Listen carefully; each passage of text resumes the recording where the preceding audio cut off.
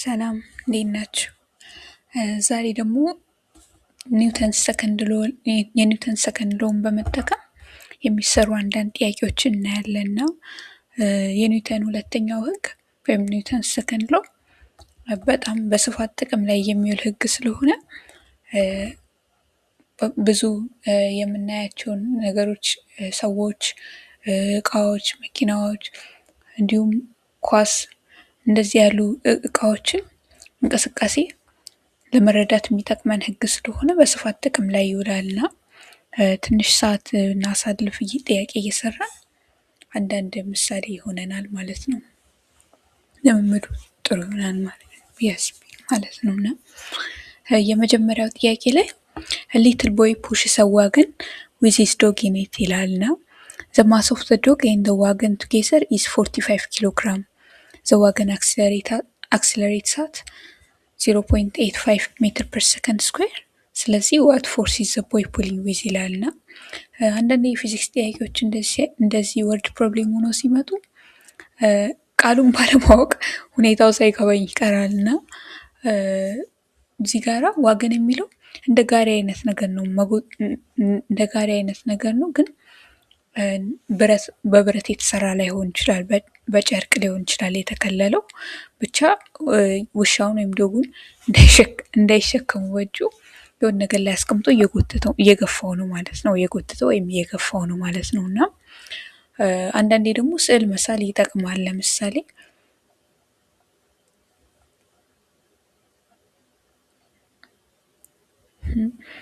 የውሻ ነው ብንል የእነዚህ ሁለቱ የተጎታቾቹ ማስ 45 ኪሎ ግራም ነው ይላል እና ወደዚህ እየተጎተቱ ወይም እየተገፉ ከሆነ ፎርስ እያረፈባቸው ነው ማለት ነው እና ምሳሌ ወደ ቀኝ እየተጎተቱ ነው ብንል ፎርሳችን ወደ ቀኝ ነው ማለት ነው እና ያንን ፎርስ ለማወቅ ከፈለኩኝ የኒውተንን ሁለተኛውን ህግ ተጠቅሜ ይኸውም ኔት ፎርስ እኩል ይሆናል ማስ ታይምስ አክስለሬሽን የሚለው ማለት ነው። እዚህ ጋራ ስዕሉን ስንስል ያገኘነው ፎርስ አንድ ብቻ ነው። ሌላ ተጓዳኝ ወይም የሚቃረነው ፎርስ አላገኘንም ለዚህ ጥያቄና ስላላገኘን ኤፍ ኔት የሚለው ዝም ብዬ ኤፍ ብቻ ብዬ አንድ ነጠላ ፎርስ ስላለኝ ማለት ነው። ተደማሪም ወይም ተቀናሽም ከሌለው ያው ኤፍ ኔት ከኤፍ ጋር አንድ አይነት ኤፍ እንደማለት ነው ማለት ነውና እንደዛ ብዬ ኤፍ ካልኩኝ በኋላ ኩሎናል ማስና አክስለሬሽኑን የተሰጠኝ ተጠቅሜ ፎርሴን አገኛለሁ ማለት ነው። ለማስ 45 ኪሎ ግራም ተሰጥቶኛል። ለአክስለሬሽን 0.85 ሜትር ፐር ሰከንድ ስኩዌር ተሰጥቶኛል እና እነዚህን ሁለቱን አባዝቼ ኪሎግራም ሜትር ፐር ሰከንድ ስኩዌር የሆነ ወይም ኒውተን የሆነ በኪሎግራም ሜትር ፐር ሰከንድ ስኩዌር ኒውተን እንደማለት ስለሆነ እንደዛ አይነት መልስ አገኛለሁ ማለት ነው እና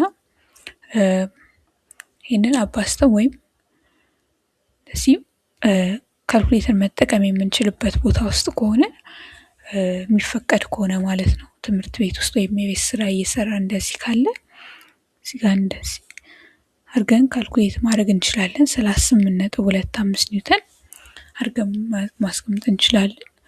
ብዙ ጊዜ ግን ካልኩሌተር የማይፈቀድባቸው ቦታዎች ላይ እንደዚህ 0.85 አይነት ቁጥር አይሰጥም። ምናልባት 1 ወይም 2 ቶሎ ለማባዛት የሚቀል አይነት ቁጥር ይሰጣልና ያው በቀላሉ እንደዛ አድርገን እንድናገኝ ማለት ነው፣ አባዝተን እንድናገኝ ማለት ስለሚፈለግ ማለት ነው እና ግን የቤት ስራ ምናምን የምንሰራ ከሆነ የስልክ ላይ ካልኩሌተር እንደዚህ በመጠቀም ፎርሳችን እናገኘን ማለት ነው እና ማስና አክስለሬሽን ተሰጥቶናል።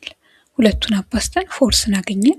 ይኸውም ጥያቄያችንን ዋት ፎርስ ኢዝ ዘ ቦይ ፑሊንግ ዊዝ የሚለው መለስን ማለት ነው። አንደኛው ጥያቄ ይሄ ነው።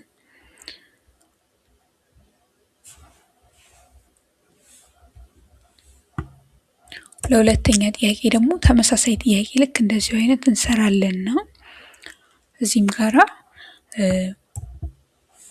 1650 ኪሎ ግራም የሚመዝን መኪና በ4 ሜትር ፐር ሰከንድ ስኩዌር ቢንቀሳቀስ አክስለሬት ቢያደርግ ምን ያህል ፎርስ ነው የመኪናው ኢንጂን እያወጣ ያለው እናያለን።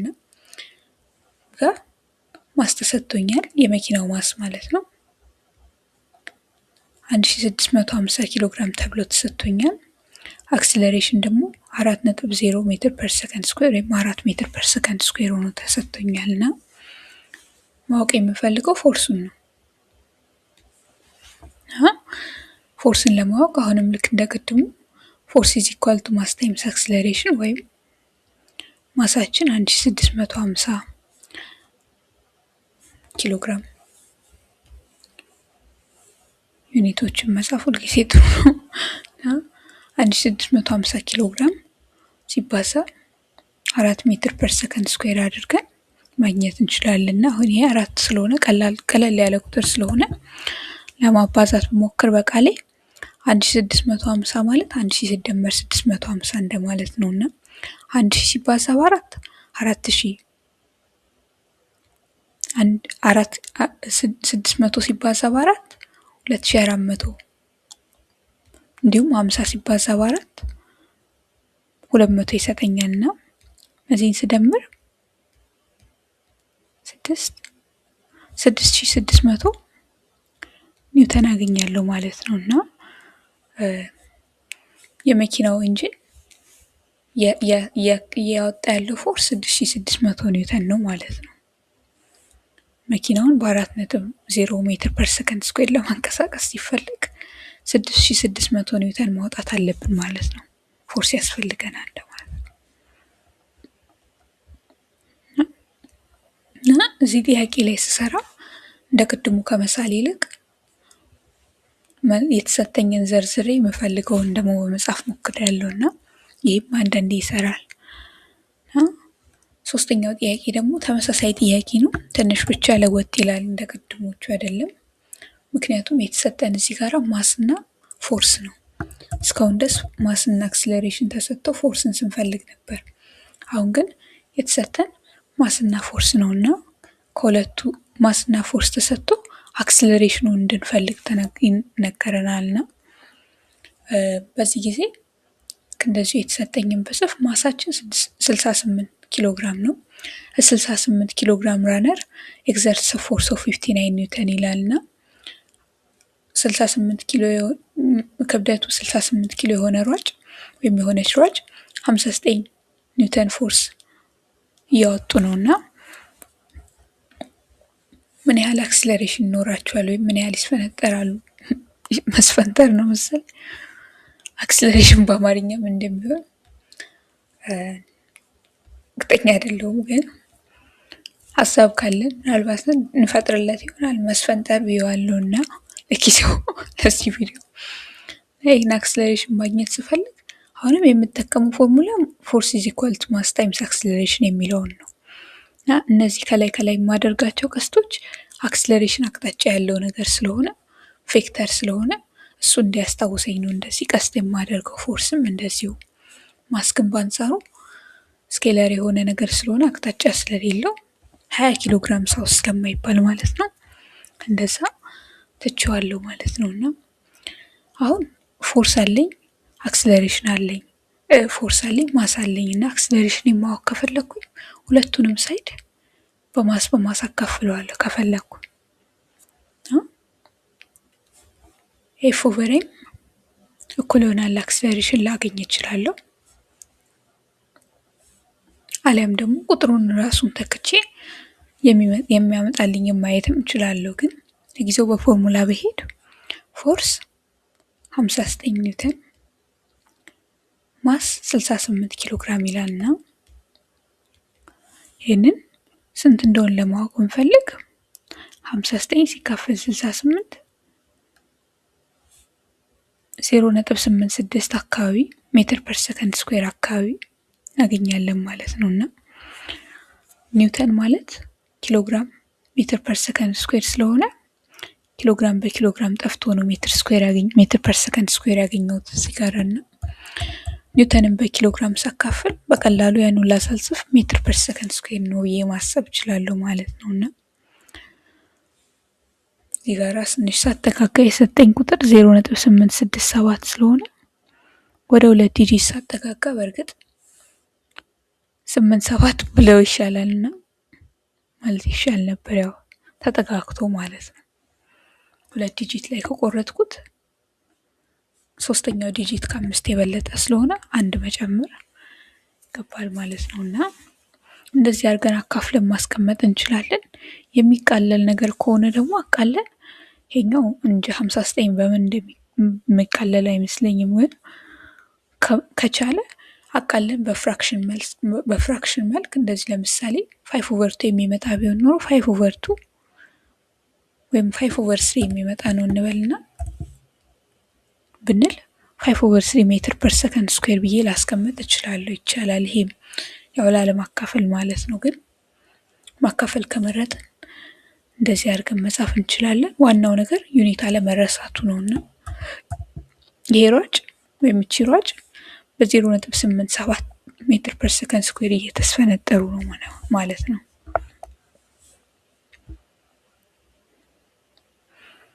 እና እስካሁን ድረስ 3 ጥያቄዎች ሰርተናል። አሁን ደግሞ ትንሽ ለየት ያለ ጥያቄ እንሰራለንና እዚህ ጋር ያው ተመሳሳይ ነው። እዚህም ጋር ኤፍ ኔት ኢዝ ኢኳል ቱ ማስ ታይምስ አክስለሬሽን ነው እስካሁን ድረስ የምንጠቀምበት ፎርሙላ። ነገር ግን እዚህ ጋር 3 women push a stalled car ይላልና የቆመ ወይም መገፋት ያልቻለን መንቀሳቀስ ያልቻለን መኪና 3 ሴቶች ይገፉታል ይላልና እያንዳንዳቸው ወይም each woman pushes with a 425 ኒውተን ፎርስ ይላልና እዚህ ጋር መኪናውን ብስለው እዚህ ጋር አንድ ሰው አለ፣ ሌላ ሰው አለ፣ ሌላ ሰው አለ እና እየገፉት ነው እያንዳንዳቸው እየገፉት ያለበት ፎርስ 425 ነው ኒውተን ነው እያንዳንዱ እና ጠቅላላ መኪናው ላይ የሚያርፈው ፎርስ የሶስቱ ድምር ነው ማለት ነው። 425 ሳይሆን ከእያንዳንዳቸው 425 ስለመጣ ጠቅላላ መኪናው ላይ 425 ጊዜ 3 ኒውተን የሆነ ፎርስ ያልፋል ማለት ነው።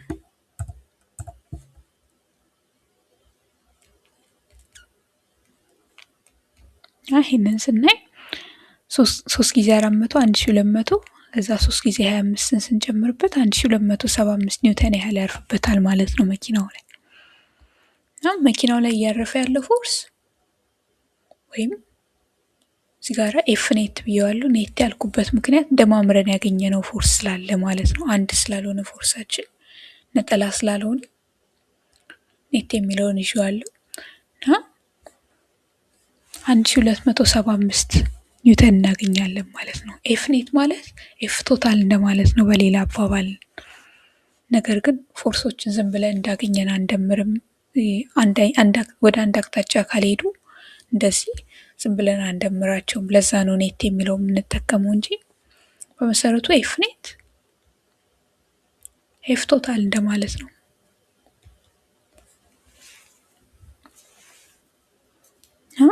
እዚህ ጋር ቶታል ፎርሳችን 1275 ኒውተን ሆኗል። ሌላ ደግሞ የተሰጠን መኪናው በምን ያህል እንደማንቀሳቀስ እንደጀመረ ነው። 0.85 ይላልና እነዚህ ጥያቄዎች 0.85ን ይወዱታል።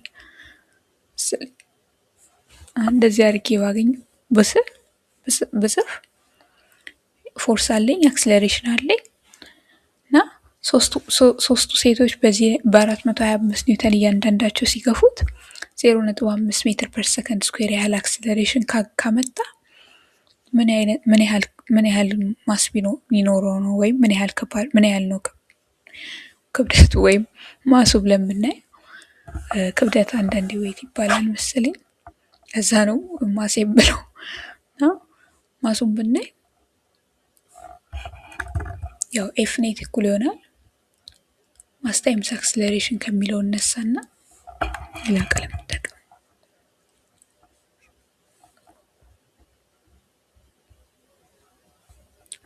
ማስ ታይምስ አክስለሬሽን ከሚለው እነሳና የተጠየቅኩት ማስ ስለሆነ ማስ ብቻውን እንዲቀር ሁለቱንም ሳይድ በአክስለሬሽን አካፍለዋለሁ። በቀኝ በኩል ማስ ብቻውን ይቀራል፣ አክስለሬሽን ከአክስለሬሽን ጋር ተካፍሎ ማለት ነው። በግራ በኩል ደግሞ ኤፍኔት ኦቨር አክስለሬሽን አገኛለሁ እና ኤፍኔት እዛ ውስጥ አሁን ቁጥር ስተካ ኤፍኔት 1275 ኒውተን፣ አክስለሬሽን ደግሞ 0.85 ሜትር ፐር ሰከንድ ስኩዌር ሆኗልና እነዚህ ብናካፍል ማስ እናገኛለን ይላልና ስንት እንደሆኑ ማወቅ ከፈለግን ያንዳንዳቸው እዚህ ጋር እየጻፋችሁ ካላችሁ እንዳይከልል 1275 ኒውተን ሲካፈል 0.85 ወይም 0.85 ሜትር ፐር ሰከንድ ስኩዌር ስናደርግ 1500 ኪሎ ግራም ይላልና ከሞላ ጎደል ከቅድሙ መኪና ጋር ክብደት ጋር የተመጣጠነ ነገር አግኝተናል ማለት ነውና ምሳሌ እዚህ ጋር ይሄን ሁላ ሰርቼ ስጨርስ ማሴ 1.5 ኪሎ ግራም ቢለኝ ተሳስቼ ነው እንዴ ብዬ አስባለሁ። ግን የመኪናን ክብደት ስናነሳስብ መኪና በእርግጥም ትልቅ ክብደት ሊኖረው ይገባልና 1500 የሚለው አግባብነት ያለው መልስ ይመስላልና ለዚህ ጥያቄ የመኪናውን ማስ 1500 ኪሎ ግራም ብለን ፈልገን አግኝተናል ማለት ነውና እንደዚህ ጥያቄ ፎርሶች ሲኖሩ ከአንድ በላይ ፎርሶች ሲኖሩ ምናልባት መሳል ይረዳን ይችላል። ሌላ ደግሞ እንደዚህ አይነት ጥያቄ ስናይ ለአሁኑ ደግሞ ትንሽ ለየት ያለ ጥያቄ ነውና ያው በፊዚክሱ ሳይሆን ኤርፕሌን ክራሽ ብሎ ነው የሚጀምረው ብቻ In an airplane crash, a woman is holding 8.18 kilogram baby ይላል። ትልቅ ልጅ ነው። 8.18 ኪሎ ግራም ትልቅም አይባልም። ምናልባት 1 ዓመት ደሳ አይነት ልጅ ይሆናል። ብቻ ልጅ ይዛለች እና አውሮፕላኑ ክራሽ ሲከሰከስ ሴትዮዋ The woman experiences a horizontal deceleration of 88.2 ሜትር ፐር ሰከንድ ስኩዌር ይላልና ወደፊት መሄድ ሲያቆም ማለት ነው ሴትዮዋ ወደ ግራ መገፋት ጀመረች ማለት ነው። ወደዚህ እየሄደ የነበረው አውሮፕላን ምንስለው እንደውም ደህና አውሮፕላን ይመስላል። አሁን ደግሞ ዶልፊን ይመስላል ብቻ እዚህ ጋር እየሄደ የነበረው አውሮፕላን ወደዚህ እየሄደ የነበረው አውሮፕላን መሄድ ሲያቆም ወይም ወደፊት መሄድ ሲያቆም ወይም ክራሽ ሲከሰት መሄድ ሲያቆም ባጭሩ አደጋ ሲደርስበት እሱ ውስጥ የተቀመጠችው ሴት ወደዚህ የሚገፋት አክስለሬሽን አገኘች። እየሄደችበት ከነበረችው ስፒድ በ88.2 ሜትር ፐር ሰከንድ ስኩዌር ወረደች ማለት ነው፣ ወይም ዲስለሬት አደረገ። አውሮፕላን በጣም እየፈጠነ ስለሚሄድ ትልቅ አክስለሬሽን ለውጥ ይኖራል ማለት ነው ሞተሩ ድንገት ቢቆም እና እዚህ ጋር ዲስለሬሽን ተብሏል ወይም ዲአክስለሬሽን ተብሏል።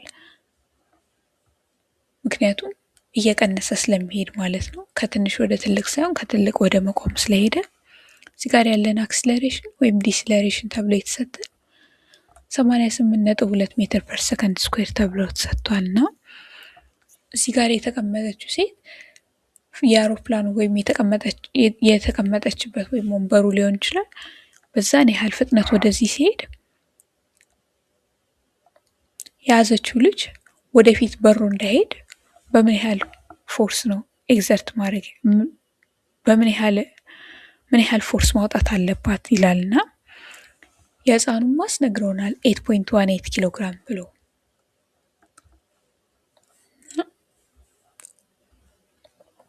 8.18 ኪሎ ግራም ተብሎ ማሱ ተነግሮናል። እና እንግዲህ ሀሳቡ ህፃኑ ላይ የሚያርፍበትን ፎርስ እሷ የተሰማት ፎርስ ህፃኑም ላይ ስለሚያርፍ ያረፈበትን ፎርስ ባላንስ ማድረግ ነውና ወደፊት የሚያስፈነጥረውን ፎርስ ባላንስ ካደረገች ባለበት ይቆማል ህፃኑ ማለት ነው፣ ወይም እጇ ላይ እንዳለ ይሆናል። ወይም ሆልድ ቤቢ ኢን ፕሌስ የሚለው ይሳካል ማለት ነው። እና ህፃኑ ላይ የሚያርፈውን ፎርስ ስናየው 88.2 ሜትር ፐር ሰከንድ ስኩዌር ሲባዛ 8.18 ኪሎ ግራም እናገኛለን። እሱ ስንት እንደሆነ ማወቅ እንፈልግ 88.2 ሲባዛ 8.18 ኪሎ ግራም ብለን እናያለንና 721.476 ይላል የሚል ኒውተን የሚል እናገኛለን። ኪሎግራም እና ሜትር ፐር ሰከንድ ስኩዌር ተባስተው ኒውተን ስለሚሰጡ ማለት ነውና ህፃኑ ላይ እያረፈ ያለው ፎርስ ይሄን ያህል ነው እና እናትየው ይሄን ያህል ፎርስ እንግዲህ ትልቅ ፎርስ ነው 721 ኒውተን እንደማለት ያ ማለት ምናልባት የአንድ ሰው ክብደት እንደማለት ነውና የትልቅ ሰው ክብደት እንደማለት ነውና ከሱ ጋር ይነጻጸራል። ምናልባት ያን ያህል ፎርስ ማውጣት ያን ያህል ፎርስ ካገኘች ወይም ካወጣች እናትየው ህፃኑ ላይ የሚያርፈውን ፎርስ ባላንስ ማድረግ ለማድረግ ይቻላል ማለት ነው። እና ይሄን ያህል ፎርስ ያስፈልጋል ህፃኑ ባለበት እንዲሆን ወይም እንዳይንቀሳቀስ ማለት ነው። ከእጁ አምልጦ እንዳይሄድ ማለት ነው። እዚህ ጋር እንደምናየው የኒውተን ህጎች በልዩ ልዩ ቦታዎች ላይ ጥቅም ላይ ይውላሉ እና የኒውተን ሁለተኛው ህግ በተለይ ሂሳብ ላይ ካልኩሌት ያደረግን ማስ አክሲለሬሽን ፎርስ ምን ያህል ያስፈልጋል፣ ምን ያህል አክሲለሬሽን ይመጣል የምንለውን ጥያቄ ይመልስልናል እና ኔት ፎርስ እኩል ይሆናል ማስ ታይምስ አክሲለሬሽን የሚለውን የኒውተን ህግ በደንብ ብናውቀው መልካም ነውና ጥያቄዎችም እንደዚህ ብንሰራበት ለልዩ ልዩ ቦታዎች ያልጠበቅናቸው ቦታዎች ላይ እንደዚህ ጥሩ ግምት ሰጥቶ እናገኘዋለን እና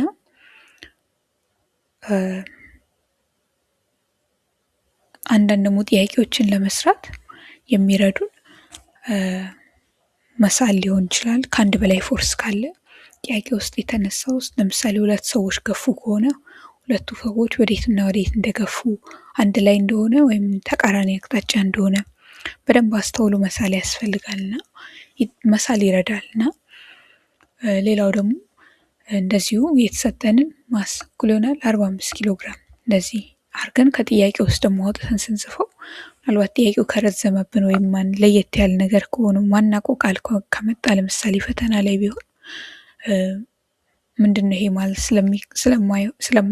ስለማይሆን ጥያቄዎች የተሰጡንን ቁጥሮች ላይ እንደዚህ በማተኮር ለማውጣት እንችላለን። ነገር ግን ሙሉ ጥያቄውን ማንበብ ከቻልን ብዙ ጊዜ እሱ የተሻለ ይረዳልና